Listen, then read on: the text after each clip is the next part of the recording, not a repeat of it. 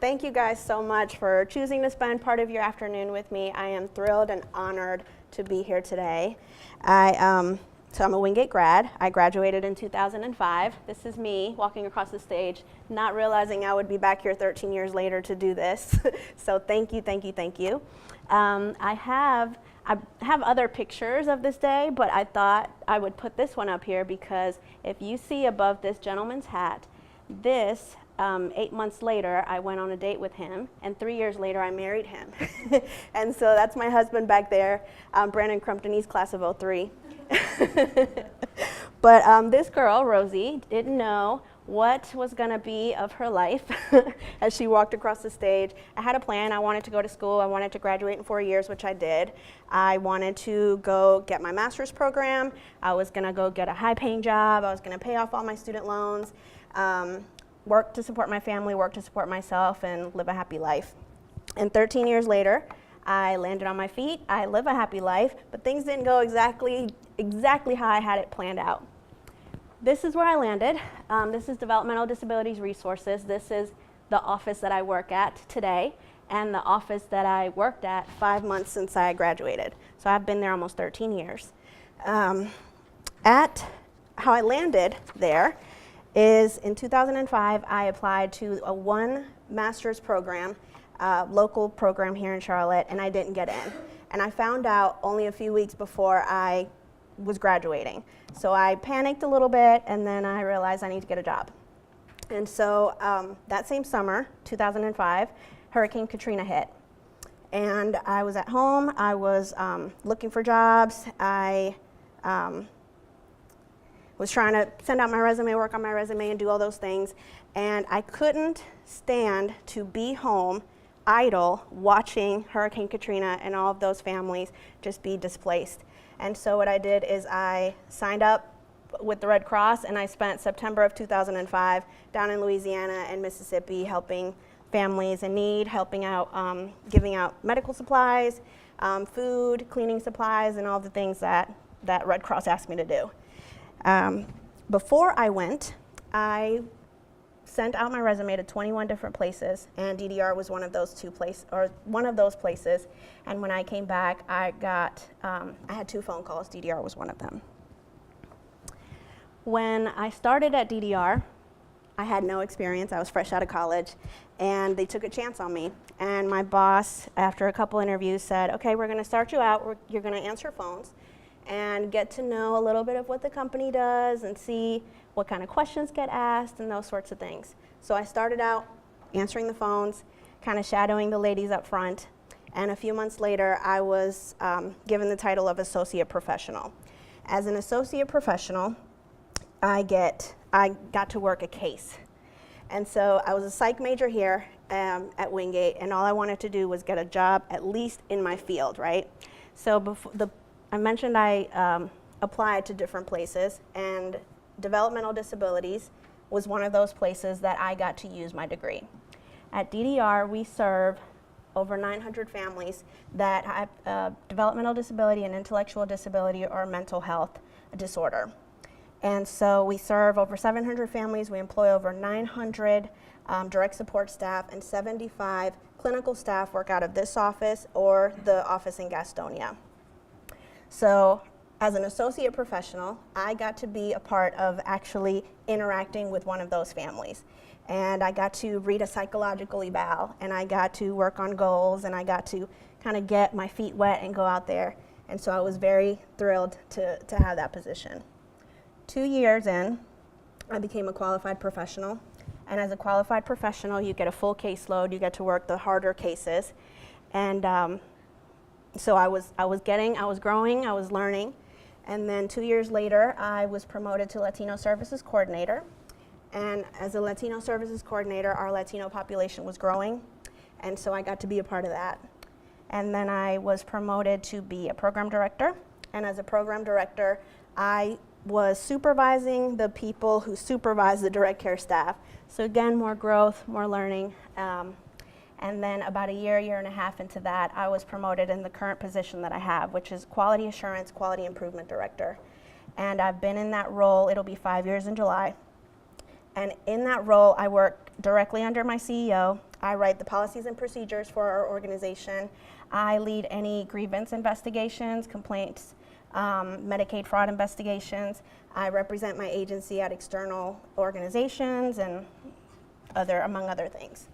And so I've had the opportunity for incredible growth within DDR within the past 13 years, and my boss has been supportive of me in both my professional life and in my personal life.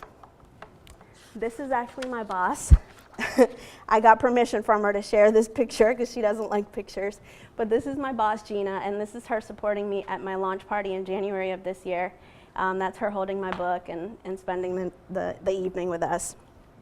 But when I told my boss that I was going to be here today and talking to you about personal and professional growth, she said, well, are you going to tell them why you are our quality assurance, quality improvement director? And I said, sure, why? And she said, well, you raised your hand. You didn't come to have this position just like that. You raised your hand. And I said, well, what do you mean? And she said, well, there's other people here that have been here since you've been here. I said, yeah. And she said, and some of those people here have the same position they had when you first started. I said, yeah. And she said, well, you raised your hand. Whenever you didn't limit yourself to the job description that you had at the time that you had it. You raised your hand and you said, I want to go to that fair. I want to stand with my coworkers and I want to help share resources in the community. I want to go to the conference and learn about what's going on with Medicaid statewide. She said, whenever our agency, it's Medicaid funded, so we get audited often, and it's very normal and typical for that. So during audits, she said, even if your charts weren't being audited, you were there with your peers helping them get their charts ready and helping the quality assurance person at the time help get those books ready to present to the MCOs. And so I said, okay, I'll let them know that you said that.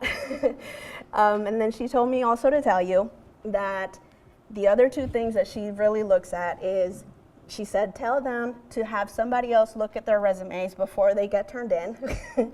And she said, social media presence matters. That's something that, as we look to hire new people, as our company keeps growing, social media, I mean, you've heard this before, that is your ongoing representation out there in the virtual world, so you always want to be mindful of that.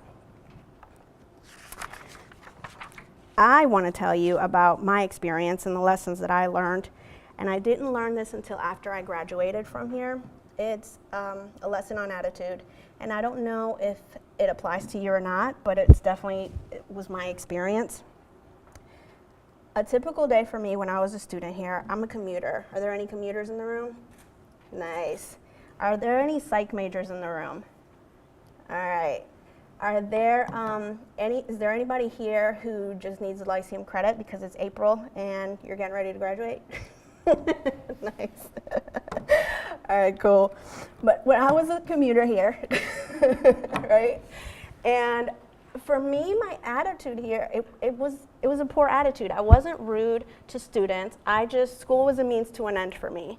And a typical day for me when I was a student is I would wake up. I lived in Matthews in a home with about 10, 12 people, give or take. I lived with my mom, dad, my siblings, and extended family whenever they came in and out.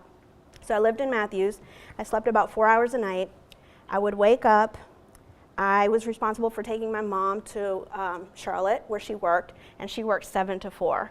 So I'd get up, I'd get ready for school, I would drive my mom to Uptown, and then I had 8 o'clock classes every year while I was here. And that was by design, because I needed to get my classes over with so I can go on with my life and go to work and do all those other things. And I would drop mom off, drive down 74, come to Wingate, go through classes. In between classes, I would do any homework that I could get done. As soon as my last class was over, I got back in my car, I drove back to Charlotte, picked up my mom, dropped her off at home, changed into my uniform, and went to work. I had a full-time job, at least one. I had multiple jobs, but at least one full-time job while I was a full-time student while I was here. And I worked 5 to 10 or 5 to 11, depending on the night.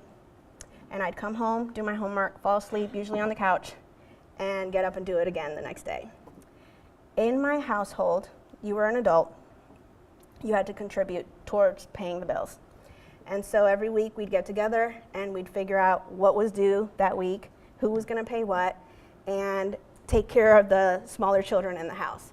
So I was responsible for the driving my mom, paying some of the bills, and if the kids had anything, the kids or my siblings, if they had anything going on at school that week, then I was also responsible for that. So parent-teacher conferences, any supplies, last-minute projects that had to be picked up, and things like that, that was on my plate.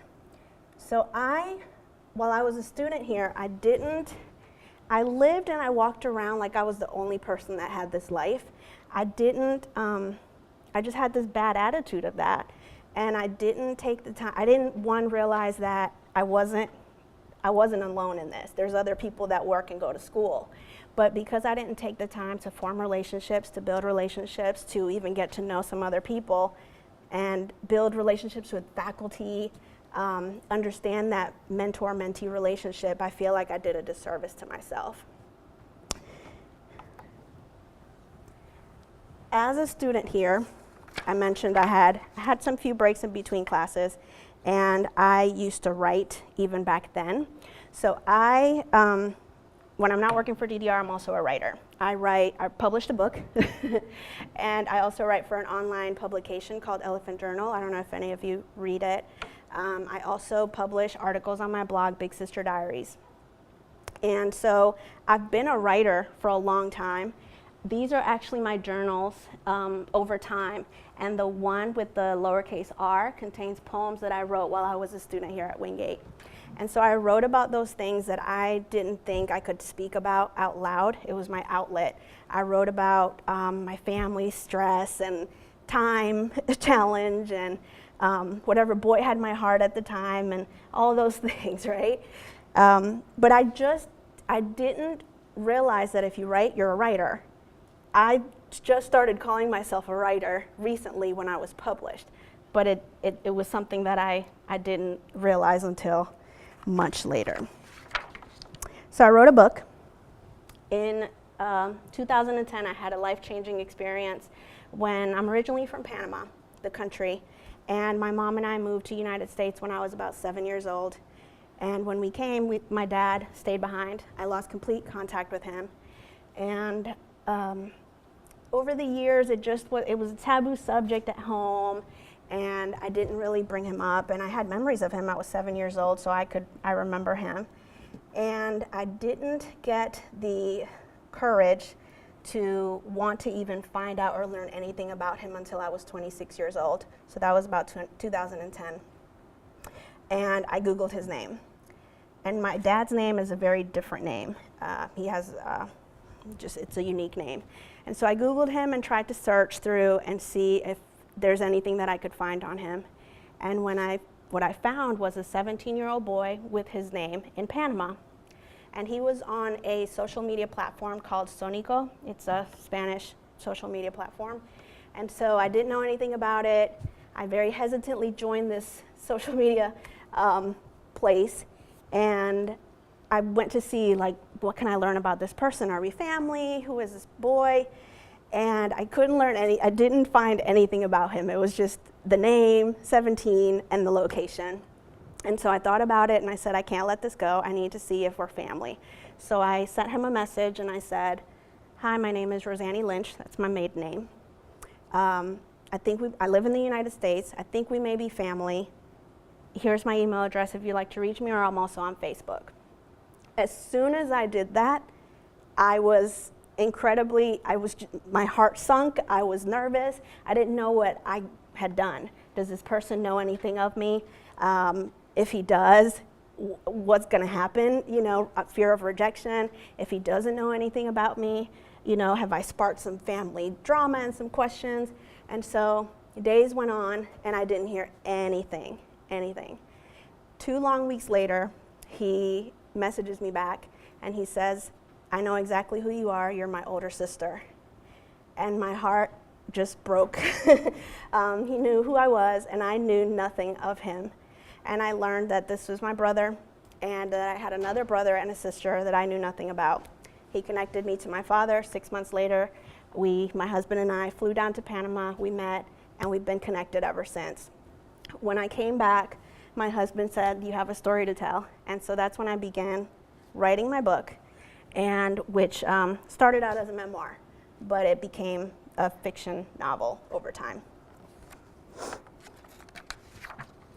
So when I was prepping for this today, I wanted to share with you or give you some nuggets to take away with this whole personal and professional growth. And the only thing that I can think to give you is the tools that worked for me. So I want to fast forward to 2015, which was my dream year. And in 2015, I was 2 years into working as QA/QI director at DDR.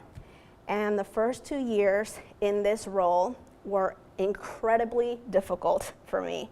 I was the youngest person in a role like that.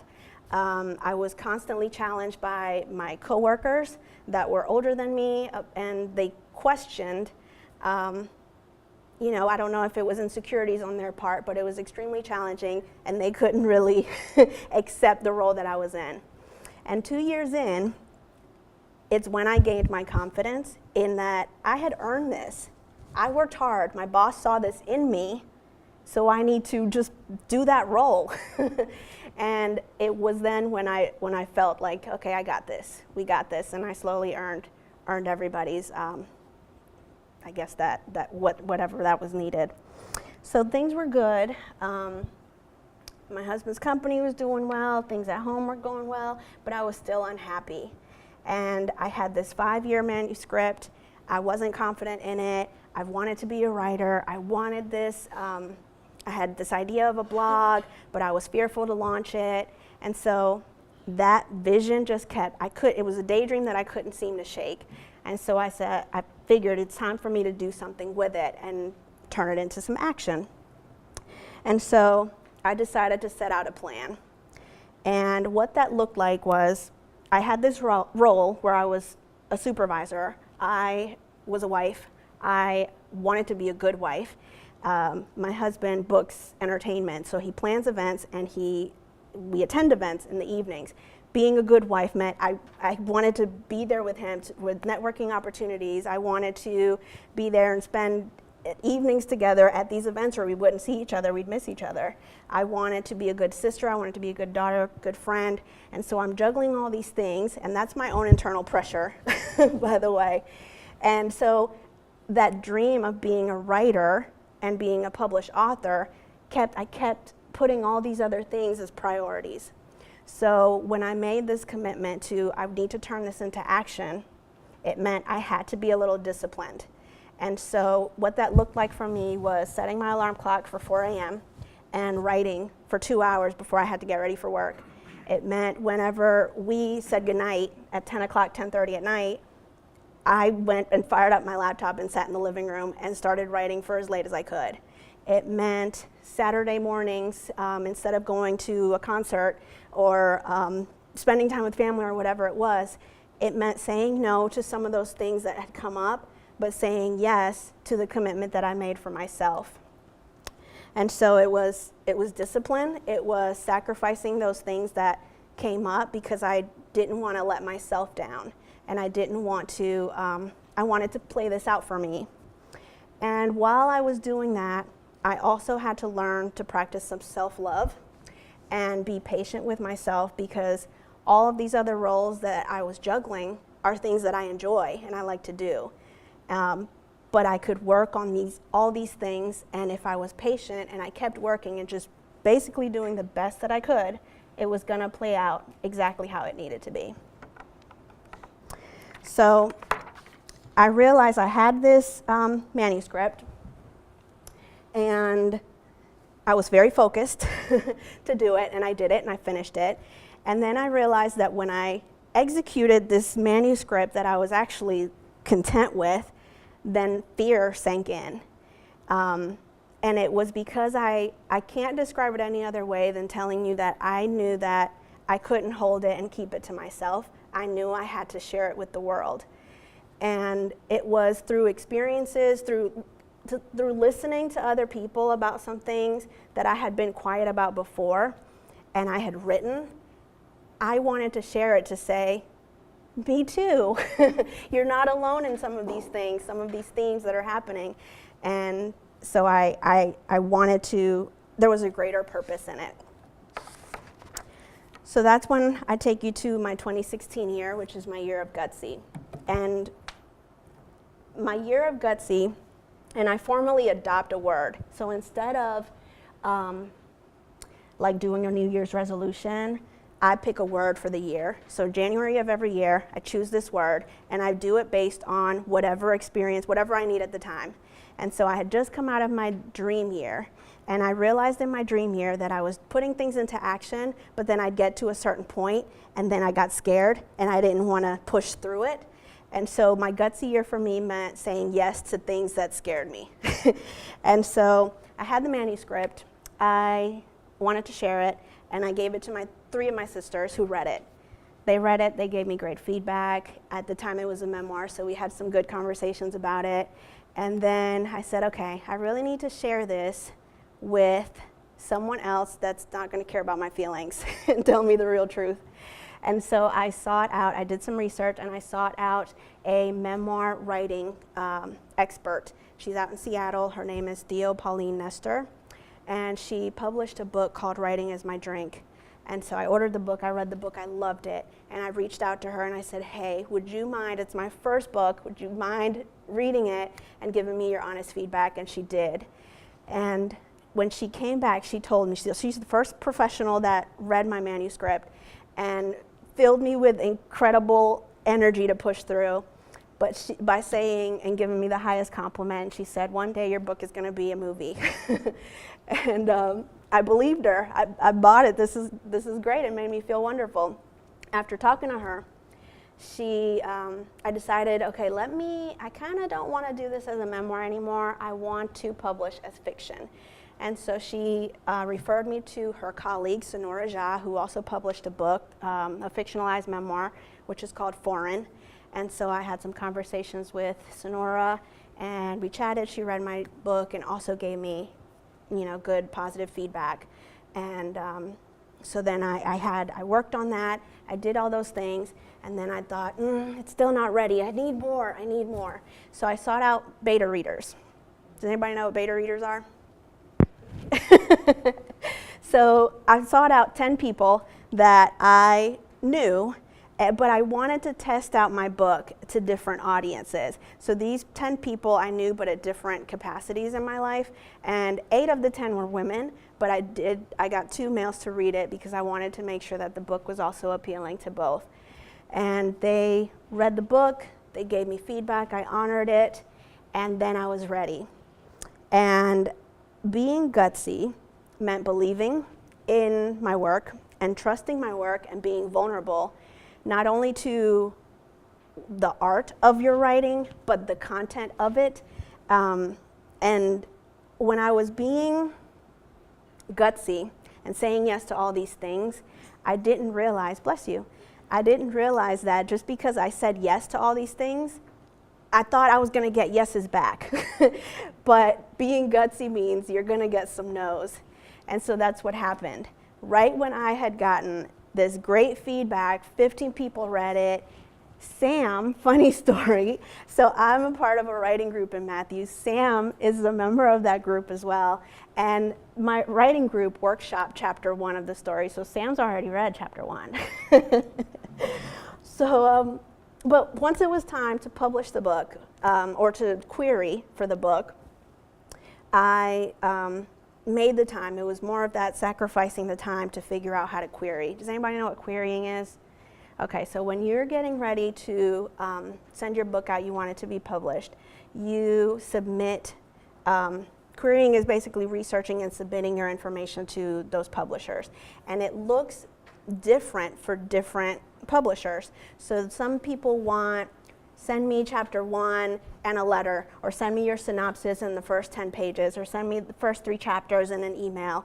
And then the letters and the emails have to look differently based on what they want and look for. So I started querying, I started sending out this information, and I started getting no's, and I started getting rejected. And it hurt my confidence. It meant it's not, your work isn't good enough to me, right? And it meant that all this time, all these sacrifices that I made to not attend this event or not spend time with my family because I was querying this was all for nothing. That was kind of how I saw it. But I needed to keep going and push through. And I kept going. You know, I kept comforting myself, well, Harry Potter took how many people turned that down, and so many other books. So I just kept pushing through. And so 2017 came along, and it was my year of faith. I adopted that word coming out of this year of rejection and, a shaking in my confidence. And I had put other things out into the universe at the time besides the book and besides work, and I was getting no's from that end too, so it was a little overwhelming. And so with faith, it means something differently to me that year. Also in our personal life, we were trying to get pregnant, and we got pregnant, and we had a miscarriage. And it was a time where faith was exactly what I needed for that strength. And I was born and raised Catholic. Faith to me before meant go to church every Sunday. If you don't, you feel guilty about it. At least I did. I felt guilty. And all these other ritualistic things that I didn't feel in my spirit. And so 2017 was more, rather than guilt-driven faith, it was more of a spirit-driven faith for me. And so I eventually, as you can see, I found the right publisher. It worked out. And actually a year ago today was the day that I got the email where they offered me a publishing deal. So that was pretty cool. Can you guys read that from where you are? You can. So when people ask me, I get this question a lot, how long did it take you to publish your book? And I say 7 years. And people are like, what? Why did it take you that long?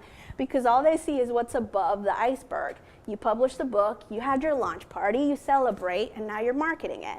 But really, I was dreaming, ideating, researching, thinking, writing more, self-editing, writing again, self-editing. I'm sure you can relate if you're a writer. Doubting, writing, self-editing, guts to publish, publishing research, querying, more querying, pitching, celebrating, copy editing. So, and that's more when I got the deal. Copy editing, ISBN registration, title, back cover, front cover, the spine designing, the layout, review of the final proof, printing that proof, and then reviewing that proof. A couple slides ago, I forgot to tell you, I had a picture, and the cover of the book said Rose of the Wind. I don't know if you remember that slide. So my original title was Rose of the Wind, and it was honoring a song that I really like from a Panamanian artist called Ruben Blades. And his song is Rosa de los Vientos, and it's about Panama. Pride in the country, he lists out all the provinces, so when I hear my province, I go all nuts about it. And then, but he sings about dreaming and all these things. I love that song. But part of that, changing a title is part of that process. And now that that's not the name of the title, I actually honor it with my logo. If you see it, it's on one of the slides. But it's a rose wind compass, and the rose built in pays honor to my original title. So 2018, my word is true, as in be true to you. I am an ambivert. I consider myself an ambivert, half intro, half extro, but I'm really mostly introverted.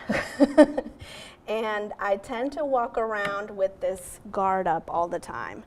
And I realized in my writing, but I was always honest in my writing, extremely vulnerable, all the thoughts just out and honest. And when I did that and I started publishing articles, I started getting a lot of people that would email me or comment on things, and they would just thank me for the words that I said or something that they connected to. And I started realizing that it's a deep honor to connect with someone on that level. And so I adopted True because I want to be just as vulnerable as I am on paper. I want to be authentic and honor and build that and be authentic in person as well. My book is a coming-of-age novel. It is Olivia Batista. She is she's a big sister. She leaves home unexpectedly and suddenly, which is very different and very unlike her. She is so close to her family, and her leaving without explanation is a pretty big deal. And 11 years later, she's ready to explain, and especially to her younger brothers and sisters. And so I'm going to read to you the very beginning of the book. It starts with a letter to the kids because it's a book, it's a love letter to her siblings. And so here it is. Dear kids, where should I begin? I can tell you that sharing this story has been years in the making. There is so much to remember, so much to share, and so much to relive. It wasn't easy to put this all in writing, but what really motivated me was when I decided to write this for and to each of the four of you. Carrie, John, Celeste, and Amelia, the five of us share a mother, and it's no secret that my relationship with Mommy has had its challenges. Over the years, you witnessed uncomfortable interactions between Mommy and me that you were too young to understand. You may have wondered why I was so obsessive about you four always being by my side. You may only remember the times when we lived at the Newberry Roadhouse and may have forgotten all of the wonderful memories I cherished with you before we lived there. The thought that you may only remember our family from your teen years scares me because I was a different person there. Then, I was someone who didn't always set a good example for you. When I left our Newberry Road home, I did it because I had to save myself. I made a selfish decision to leave, but it wasn't easy. I felt a weight of guilt come over me when I left the four of you behind as I drove away behind Raymond's white Chevy Blazer that Saturday morning. You cried and watched me leave without knowing why. I couldn't tell you why I left back then. 11 years later, I'm ready to explain. If I had shared this story with you years ago, it would have had a different tone and another ending. It wouldn't have been a story of growth. It would have been a story of bitterness, anger, and even rage. I've learned so much over time, and I want to share it with you. As you read this, please don't be angry at Mommy or Papi, and please don't be mad at me for keeping you in the dark. I am so very proud of each and every single one of you, each of you only 1 year apart and so unique. You've all grown up to be adults with unique paths. I love you more than any words can express. You're my world and always have been. I know you're not kids anymore, but you will always be my kids. I love you today and always, and I will be here for you no matter what. Your big sis, Olivia. And so chapter 1 begins with that dramatic exit, and then the rest of the book is the journey explaining to what led to it. It's a coming-of-age novel. It's a story of feeling between two cultures, between Panamanian culture and the American culture here. It's a story of family and the ties that bind, and also those secrets that divide. But most importantly, the message that I hope people take away from it is that finding strength and creating your path to a happy life can be realized. Before I leave you, I wanted to tell you about my blog. I launched it in my dream year in 2015, and it's called Big Sister Diaries. I am one of 12 children. I'm the third oldest, and out of the people at home, I was the older one. My two older sisters lived with their moms. And so this platform is where I share family stories. It's where I share marriage. It's where I share my publishing journey, culture, lessons learned, and things like that. But what I wanted to tell you about this is that I was so fearful to launch it then because I was afraid of finding the time to build a website, to keep up with a website, to design. I'm learning Illustrator now, all on my own. It's crazy. I didn't know if I was stuck on making sure that I was consistent with my blogs, that I just stayed stuck in my fear until my friend said, just do it. just jump, just do it. And so if there's something that is swirling around in your head that you're dreaming about, I want to encourage you to start now. Start where you are. Start with fear. Start with pain, with doubt, with your hands shaking.